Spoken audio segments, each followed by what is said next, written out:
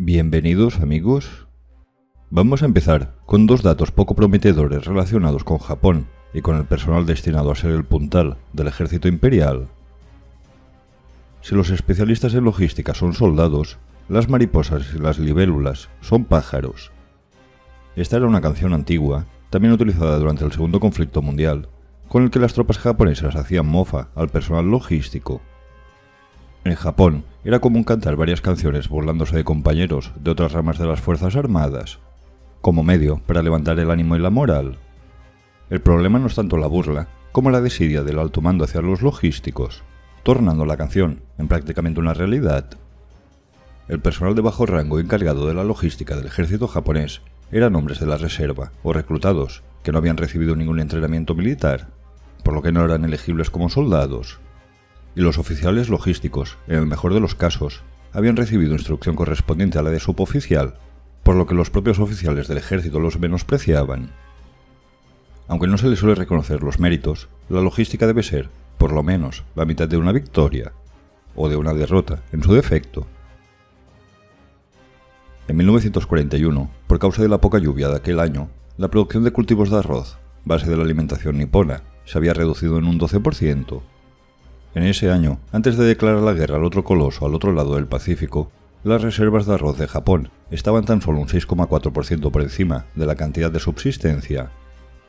Al límite de comida y desinterés por las tropas que debían alimentar a los soldados. Cartas poco prometedoras. Las diferentes etapas de las rutas logísticas japonesas no distan de las de otras naciones, muy semejantes. Debido al escenario, los suministros eran transportados inicialmente mediante buques, para después, en el caso de territorio chino, por ejemplo, y si posible, transportar las provisiones en tren hasta el punto más cercano del frente. Una vez allí, el personal logístico, principalmente con animales, transportaban los suministros al frente. Todos los días, las tropas de combate recibían los pertrechos correspondientes. Estas unidades logísticas disponían de entre 2.000 y 3.700 hombres, y en torno a 2.600 animales. Cada unidad estaba dividida en 5 compañías, una de ellas destinada al transporte de municiones de bajo calibre, 2 destinadas a las municiones de artillería, y otras 2 compañías para el transporte de alimentos. En el ejército japonés era común alimentarse de la comida extraída de los propios territorios ocupados. No son pocos los casos de requisar los alimentos de la población civil para alimentar a las tropas. Este método era viable en territorios como por ejemplo en China o Indochina, pero no lo era en las decenas de atolones y pequeñas islas. Aquí, permitidme hacer un paréntesis y huir de la temática.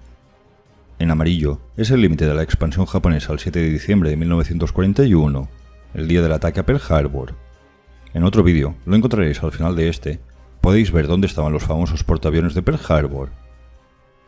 El ataque japonés no se limitó a Pearl Harbor. El 8 de diciembre atacaron la británica Hong Kong, donde había tropas británicas y canadienses principalmente. También el 8 de diciembre atacaron, entre otros, las Filipinas, con tropas estadounidenses en las islas. En los siguientes meses, la expansión japonesa alcanzó el límite marcado en rojo. Japón también conquistó estos territorios del sudeste asiático, también el 8 de diciembre, donde había diversos recursos, incluso petróleo. El ataque japonés no se limitó a Pearl Harbor. Ya volviendo a la temática. Aquí podemos ver las principales rutas marítimas, también de suministros, de Japón. Japón necesitaba de los recursos de esta región, pero en mi opinión particular, también complicó su propia situación al crear un perímetro defensivo tan extenso. El alimentarse de los territorios funcionaba en suelo continental, pero no en la mayoría de islas. Por lo tanto, dependían enormemente de la logística marítima en múltiples islas para mantener a sus soldados, incluso vivos. Para diciembre de 1941, Japón reunió 6 millones de toneladas de petróleo. El ejército calculó que necesitaría de 800.000 toneladas durante el primer año. La Marina de Guerra, 2,5 millones.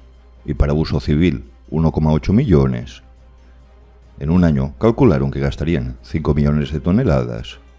En realidad, el consumo del primer año fue el doble del previsto. No solo gastaron los 6 millones que habían preparado, sino aún más. Para agosto de 1942, 8 meses después, ya no tenían petróleo en las cantidades necesarias para encarar un conflicto con ciertas garantías. De aquí que algunos de sus mejores buques apenas saliesen de puerto. En suministros, Japón estimó que necesitaría 2 millones de toneladas cada uno de los primeros meses de conflicto contra Estados Unidos, para ir disminuyendo progresivamente hasta alcanzar 1 millón de toneladas en julio. Este cálculo, optimista, también limitado por los escasos recursos japoneses, se basaba además en que Estados Unidos no podría realizar ningún ataque durante al menos los 12 primeros meses. En agosto de 1942, cuando ya se acusaba la limitación del petróleo, otro varapalo, Estados Unidos desembarcó en Guadalcanal. En febrero de 1943, Japón consiguió evacuar de Guadalcanal una buena parte de sus tropas, pero en torno al 60% de los caídos perecieron por malnutrición y enfermedades. Otro ejemplo de optimismo erróneo fue la campaña de las Filipinas. Inicialmente, el alto mando nipón estimó hacerse con la victoria en apenas un mes. Cuando esto no ocurrió, en realidad fueron 6 meses. Tras el primer mes, el 14º ejército japonés casi sucumbe por la falta de suministros. Para diciembre de 1941, Japón tenía una notable flota mercante, totalizando un tonelaje de 6,3 millones. El alto mando nipón estimó que, por causa del conflicto, su flota mercante se reduciría entre un 15 y un 20%. Aquí calcularon acertadamente.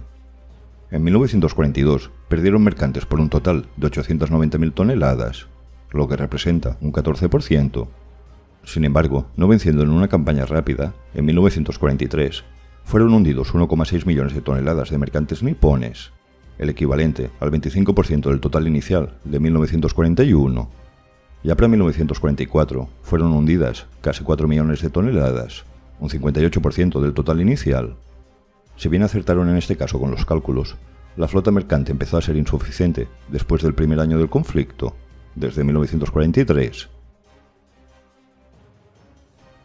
Una logística en parte menospreciada, sin gran cantidad de alimentos, necesitando de requisar alimentos en los territorios ocupados para subsistir, limitados de petróleo, y creando un perímetro defensivo a lo largo y ancho del Pacífico que dejó a la flota mercante en una situación más comprometida y expuesta. En islas, con los problemas cada vez mayores de falta de petróleo, alimento y de mercantes, era cuestión de tiempo quedarse aislados. Para finalizar, un ejemplo extremo de la situación e incluso de la mentalidad del Estado Mayor japonés. En Birmania, en un último intento de irrupción a la India británica, el alto mando ordenó avanzar con una logística a base de bueyes y elefantes. Cuando los alimentos se acabasen, debían alimentarse de los propios animales. Por último, cuando la comida se acabase, los soldados japoneses recibieron órdenes para alimentarse con pasto, lo que, al parecer, acabaron haciendo.